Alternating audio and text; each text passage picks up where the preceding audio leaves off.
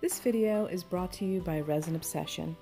My name is Kat Kerr, and today we're going to be making some vintage treasures out of old kitchen utensils that I found in the flea market. When I first spotted them, I had no idea what I was going to do with them. I was just really kind of captivated with the shapes of them and decided to bring them home.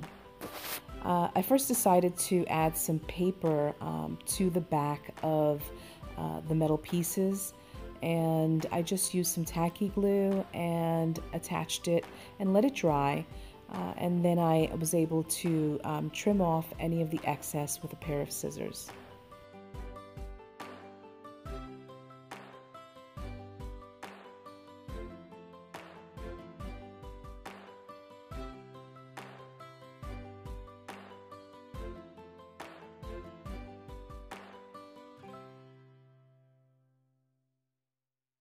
Next, I added some Mod Podge to both the front and the back of the paper.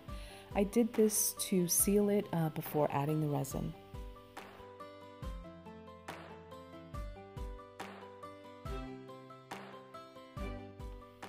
While the Mod Podge was drying, I decided to add some patina to a metal frame. Today I'm using Jack's Brown patina. I just poured some in a bowl and added the metal frame. Make sure that you are following proper safety precautions and that you're reading the directions of the patina before using it. Once I took it out, I dried it with a paper towel and then cleaned it with ultrafine steel wool. I also glued on an image and sealed it with Mod Podge. Now today we're using Resin Obsession.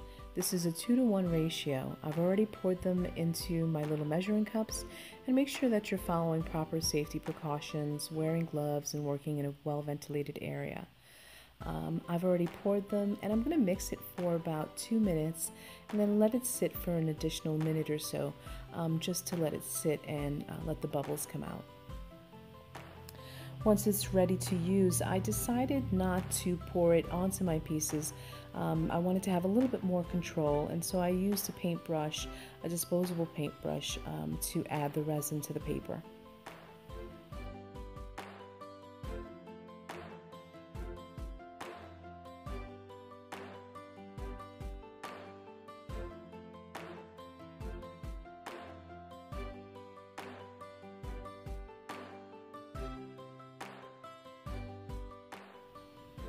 Next, I'm adding some resin to the frames.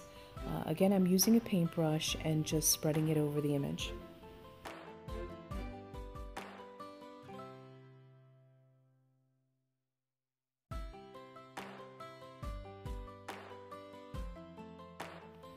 Here I'm using a popsicle stick, and I'm just adding a couple of drops and using the popsicle stick to spread it out.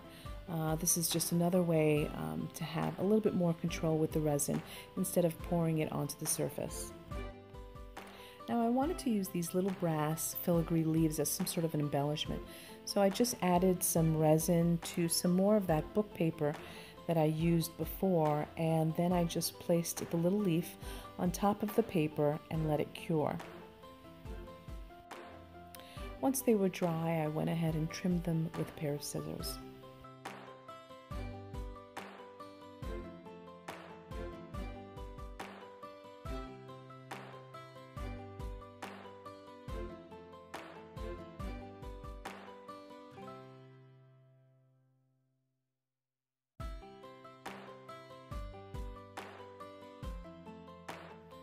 Now I wanted to add a little bit more texture to the frames, and so I took an awl and just scraped into the resin that had already cured, and then I added a little bit of metallic luster gold to the frame, and the metallic luster went into the little scratch marks that I made, which gives it a nice little subtle look.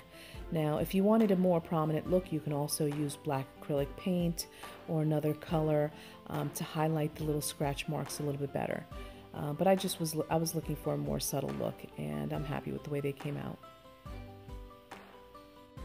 Next, I added some rub-ons to the paper part of the frames.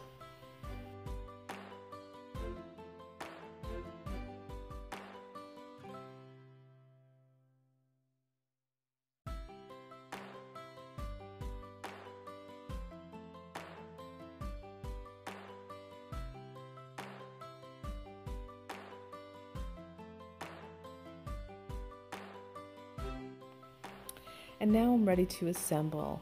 I'm going to use a hot glue gun and attach the leaves to the frame. And I also created a little fabric bed out of assorted scraps I had laying around. I stitched on some buttons as well as a piece of cardboard in order to give the frame a little bit of height.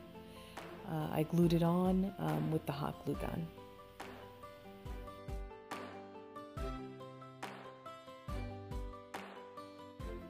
Next, I added some fabric wire. I just took about a yard and looped it around a couple of times, creating a frame. And then I added some hot glue to the cardboard and attached the frame.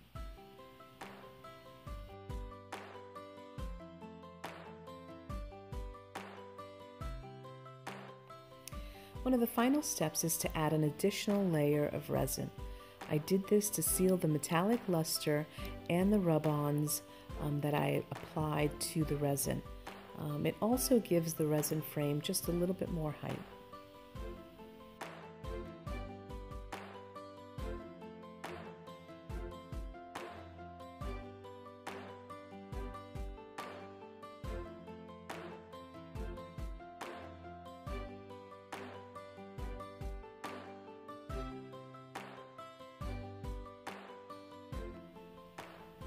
Finally, I topped it off with a little bit of gold glitter, the fine glitter. This was just to add a little bit of sparkle to the resin.